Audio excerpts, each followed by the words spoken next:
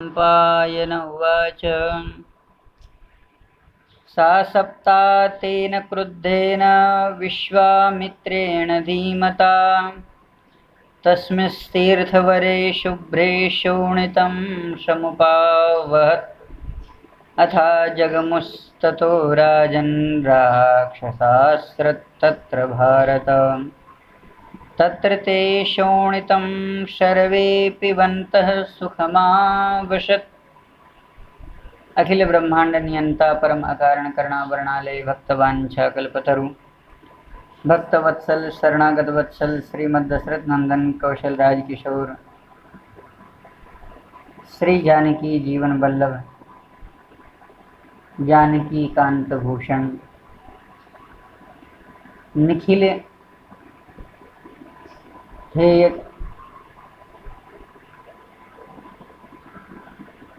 परम परमात्मा परमेश्वर भगवान श्री राघवेंद्र सरकार की महती अनुकंपा कृपा से पंचम वेद श्री महाभारत जी शल्य पर्व के अंतर्गत गदा पर्व में महर्षि ने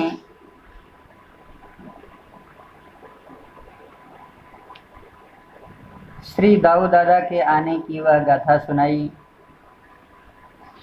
तो जन्मेजय जी पूछते हैं कि हे भगवान, यह कैसे यहाँ से गए थे, यह सब आप बतावें। कौन कौन से तीर्थ में गए थे, उन तीर्थों का वर्णन करके बतावें।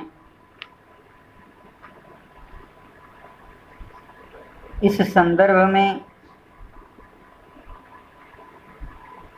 उदपान नाम के तीर्थ का दर्शन जो सरस्वती नदी के अंतर्गत पाया जाता है,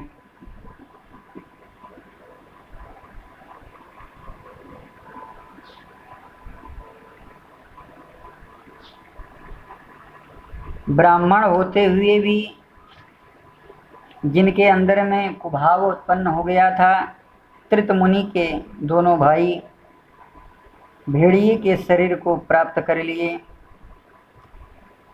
और अमित पराक्रमी बलवान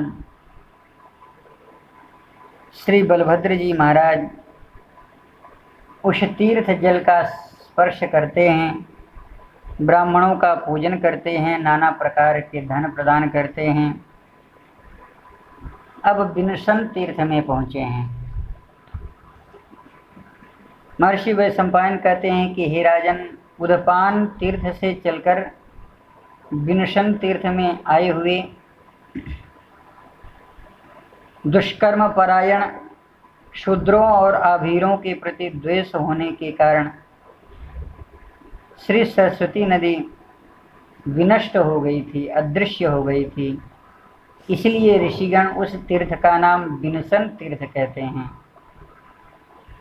श्री बलराम जी महाराज ने उस सरस्वती नदी में स्नान किया, सुंदर तट पर कुछ देर विश्राम किया। उसके बाद आगे सुभूमिक नाम के तीर्थ में पहुंच गए। यहाँ का बड़ा सुरम्य वातावरण है। अत्यंत सुंदर मुख वाली अप्सराएं आलस्य का त्याग करके अनेक प्रकार के क्रीड़ाओं का दर्शन कराती हैं। ब्राह्मण सेवित पुण्य तीर्थ गंधर्वों के द्वारा भी प्रमाणित है। गंधर्व और अप्सरा एक साथ मिलकर के यहाँ पर रहते हैं। पितर लता बेलों के साथ आमोद प्रमोद यहाँ पर किया करते हैं और बार बार पुष्पों की वर्षा किया करते हैं। हे राजन, यहाँ भी बलराम जी महाराज ने स्नान किया, ब्राह्मणों को धन दान दिया। दिव्य गीत और दिव्य वाद्य यंत्रों के द्वारा जो साक्षात सुनाई दे रहा था, राक्षसों की बहुत सी मूर्तियां दर्शन करने को मिली। इसके बाद गंधर्व तीर्थ में पहुंच गए। गंधर्व तीर्थ में भी कुछ इसी तरह का वातावरण रहा। हे महाराज, इसके बाद आगे चले हैं तो गर्ग स्रोत नाम की तीर्थ में पहुंच गए।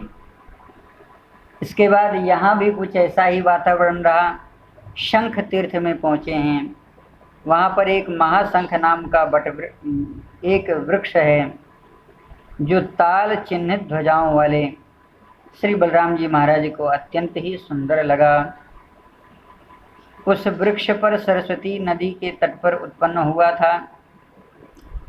आसपास यक्ष, विद्याधर, अमित तेजस्वी राक्षस, अनंत बलशाली पिशाच और सिद्धगण के साथ सहस्त्रों की संख्या में वे वहां पर रहते हैं।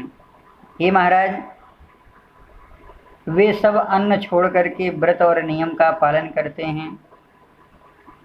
समय समय पर उस वृक्ष के फल को गिरने के कारण उसी फल का आहार करते हैं जो, और अदृश्य रह करके मनुष्य के साथ वे विचरण करते हैं। इस प्रकार वह वनस्पति इस विश्व में विख्यात है। यह वृक्ष सरस्वती जी की लोक पावन ख्यात तीर्थ है। श्री बलराम जी महाराज ने दूध देने वाली गौओं को दान किया है। यहाँ पर इसके बाद आगे बढ़े हैं, द्वैत वन में पहुँचे हैं। द्वैत वन में आए हुए नाना वेशधारी मुनियों का श्री बलराम जी महाराज ने दर्शन किया है और गोता लगा करके ब्राह्मणों का पूजन किया। सरस्वती नदी के तट पर यात्रा करते हुए आगे पहुँचे हैं जहाँ नाग गंधर्वा नामक तीर्थ है। महातेजस्वी नागराज वासुकी को यहीं पर राजा बनाया गया था और 14,000 ऋषियों के द्वारा सेवित भगवान वासुकी हुआ करते हैं। यहीं पर सर्पों को भय कभी नहीं होता। जो यहाँ पर आ जाता है वे सर्पों के भय से निवृत्त हो जाते हैं। हे महाराज, अनेक प्रकार के प्रसिद्ध तीर्थ प्रकट हुए जो उनकी संख्या लगभग 1,00,000 तीर्थ है। ऋषियों ने श्री बलराम जी महाराज को उपदेश दिया है और कहा, व्रत आप उपवास नियम का पालन करें। तीर्थ निवासी ऋषियों को प्रणाम करने के बाद जहाँ सरस्वती हवा की मारी हुई वर्षा के समान पुनः पूर्व दिशा की ओर लौट पड़ी हैं, ऐसे तीर्थ में जग गए हैं। नैमिषारण्य निवासी महात्मा मुनियों के दर्शन के लिए पूर्व दिशा की लौटी हुई ओर जो सरस्वती सरिताओं में श्रेष्ठ हैं, वे श्वेत चंदन चर्चित हलधारी भगवान बलराम को बड़े ही आश्चर्य में लगी। जन्मेजय जी महाराज ने पूछा कि हे प्रभु, भगवती सरस्वती पूर्वाभिमुख कैसे हुई, यह भी बताइए। बलराम जी महाराज को आश्चर्य क्यों लगा, यह भी बताइए। महर्षि वैशंपायन कहते हैं कि हे राजन, पूर्व काल की बात है। सत्ययुग 12 वर्ष पूर्ण होने वाला था। एक महान यज्ञ का अनुष्ठान आरंभ किया गया था। उसमें उस क्षेत्र में नैमिषारण्य निवासी तपस्वी मुनि बहुत संख्या के रूप में पधारे। 12 वर्षीय यज्ञ में महाभाग दीर्घ काल तक रहे और यज्ञ समाप्त जब हुआ तब महर्षि तीर्थ सेवन के लिए वहां से आए। अधिक संख्या होने के कारण सरस्वती नदी के तट पर जितने तीर्थ हैं वे सभी नगरों के समान प्रतीत होने लगे थे। हे पुरुष सिंह, तीर्थ सेवन के लोभ से ब्रह्मर्षिगण समंत पंचक तीर्थ तक सरस्वती नदी के तट पर वहीं पर ठहर गए और वहाँ पवित्र आत्मा मुनियों ने अत्यंत गंभीर गुंजाय स्वर अपने स्वाध्याय को प्रकट किया, जिससे हे महाराज संपूर्ण दिशाएं गूंजने लगीं।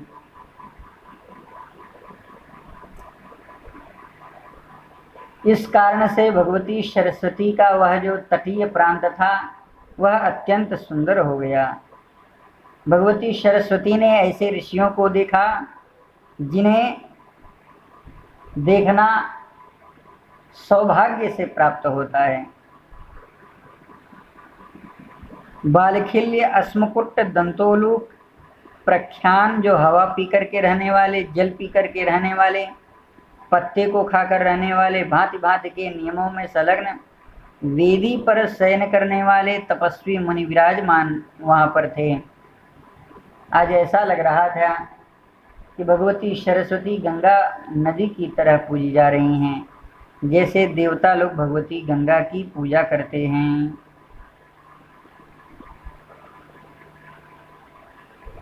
सत्रयाग में सम्मिलित हुए सैकड़ों महान व्रतधारी ऋषि वहां पर आए थे, परंतु उन्होंने सरस्वती के तट पर अपने रहने के लिए कोई स्थान नहीं देखा।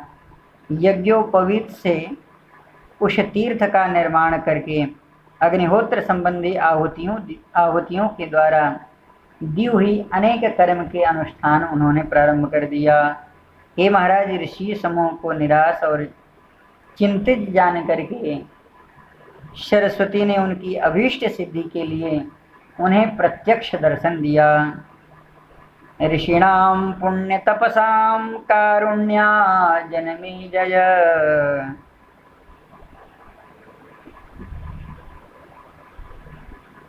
बहुत से कुंजों का निर्माण करते हुए भगवती सरस्वती पीछे लौट पड़ी, क्योंकि उन तपस्वी ऋषियों के हृदय में उन्हें देख करके करुणा का संचार हो गया। वे मुड़ करके बहने लगी। अमोघागमनं कृत्वा तेषां भूय व्रजाम्यहम् इत्यद्भुतं महच्चक्रे तदा राजन् महानदी।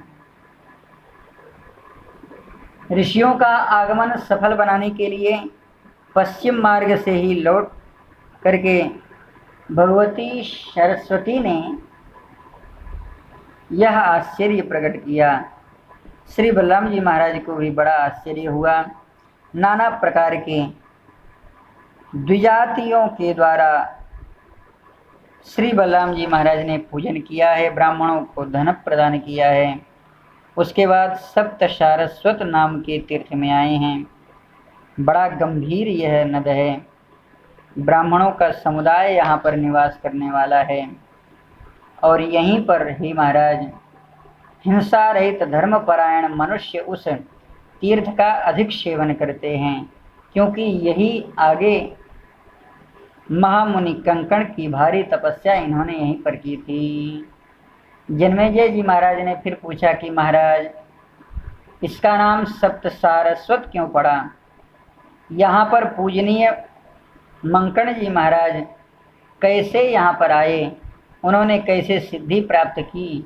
उन्होंने कौन सा नियम लेकर रखा था? वह सब बताइए। महर्षि वैशंपायन कहते हैं कि हे राजन, सरस्वती देवी का ही 7 स्वरूप है। सुप्रभा, कांचनी, विशाला, मनोरमा, सरस्वती, ओघवती, सुरेणु और विमलोदका। जिस समय पुष्कर तीर्थ महात्मा ब्रह्मा जी के साथ यज्ञ कर रहे थे, पुण्याह वाचन करने के बाद में, निर्घोष करने के बाद में, वेद मंत्र के द्वारा सारा वह यज्ञ भूमि, यज्ञ मंडप वेद ध्वनि से गुंजायमान होने लगा। साक्षात ब्रह्मा जी यज्ञ की दीक्षा लेकर के बैठे हुए थे। समस्त इच्छाएं उस यज्ञ के द्वारा पूर्ण हो रही थीं। धर्म और अर्थ के कुशल मनुष्य मन ही मन जिन पदार्थों का चिंतन करते, वे तत्काल वहाँ पर उपस्थित होती। लेकिन ब्रह्मा जी महाराज इससे भी संतुष्ट नहीं थे। उन्होंने कहा, न दृश्यन्ते सरित श्रेष्ठा यदस्मादि सरस्वती। सरिताओं में श्रेष्ठ अगर भगवती सरस्वती यहाँ पर नहीं दर्शन दे रही हैं, तब तो आप लोगों की मनोकामना तो पूर्ण नहीं हुई। अभी भी कुछ यहाँ पर अधूरा है। यह सुनकर के भगवती सरस्वती बहुत प्रसन्न हुई और वहाँ पर सुप्रभा नाम से प्रकट हुई, क्योंकि ब्रह्मा जी महाराज ने इनका सम्मान किया था। हे महाराज, पुष्कर तीर्थ में ही ब्रह्मा जी तथा और मनुष्यों के महात्माओं के लिए हुए ये प्रकट इनका अवतार था। यह देख करके नाना प्रकार के स्वाध्यायों का ज्ञान रखने वाले मुनि वहाँ पर रहने लगे और परस्पर भगवती देवी का स्मरण करने लगे। हे महाराज, राजाधिराज उन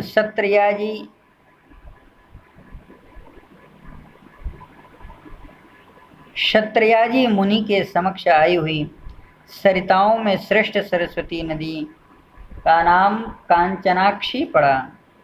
राजा गय ने जब उन्हें आवाहन किया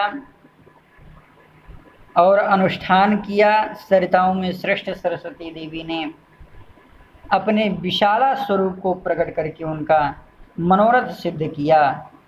हे भरत नंदन, उद्दालक मुनि ने जब यज्ञ किया और सरस्वती नदी का आवाहन किया तो शीघ्रगामी सरस्वती देवी वहाँ पर प्रकट हो गईं।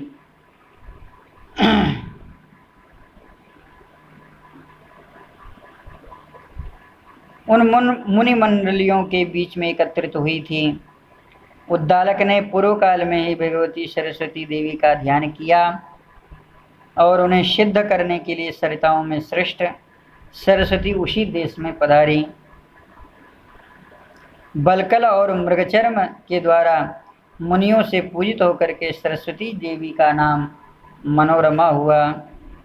हे महाराज, राजा कुरु ने यज्ञ जब किया, ऋषभ द्वीप के कुरुक्षेत्र में जब महात्मा कुरु ने यज्ञ किया, वहाँ पर सरस्वती देवी का आवाहन किया तो वे सुरेणु के नाम से वहाँ पर पधारी।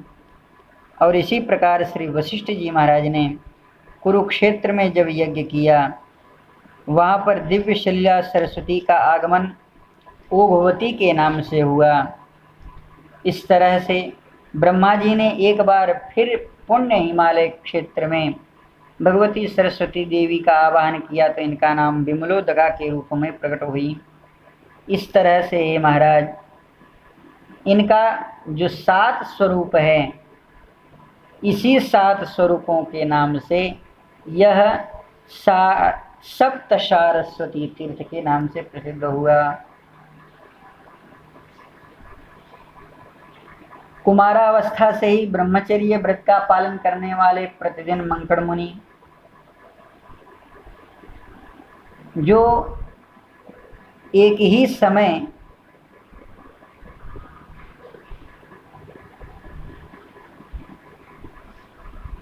सुंदर मानते थे कि तपस्या ही जीवन है, सब कुछ उन्होंने समर्पण कर दिया था तपस्या के लिए। एक बार की बात है, अनन्य सुंदरी भगवती सरस्वती स्वजल में ही नारी का रूप लेकर के स्नान कर रही थी। यह देख करके मंकड़ मुनि का जो तेज था वह स्खलित हो गया। उन्होंने एक कलश में उसे 7 भागों में विभाग कर दिया और उसी 7 कलशों में जो डाल दिया। हे महाराज, इन्हीं मंकड़ मुनि के पुत्र के रूप में मरुदगण की उत्पत्ति हुई है, जो 7 भाग में बटे। उनका नाम इस तरह से है: वायुवेग, वायुबल, वायुहा, वायुमंडल, वायुज्वाल और वायु रेता तथा महाशक्तिशाली वायु चक्र। यही समयांतर में तपस्या के प्रभाव से दिति माता के गर्भ में 49 मरुदगण के रूप में आविर्भाव इन्हीं का हुआ है।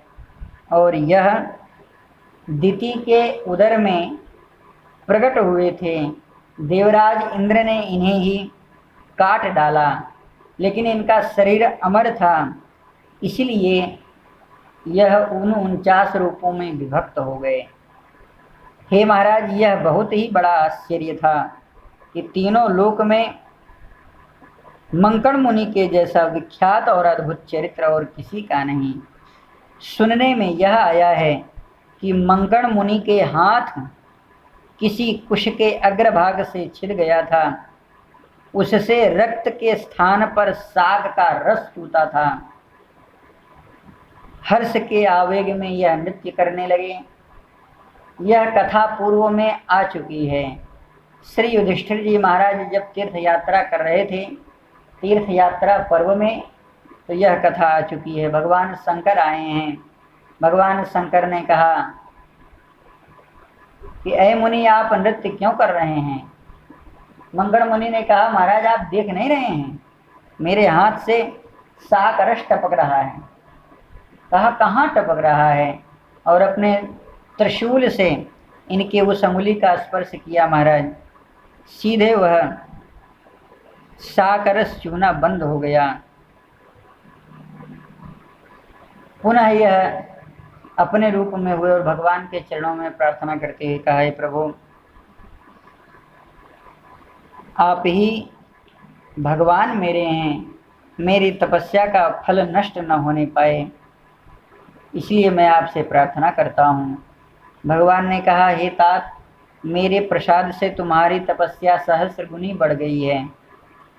इस आश्रम में तुम्हारे साथ मैं निवास करूँगा। जो इस सप्त सारस्वत तीर्थ में मेरी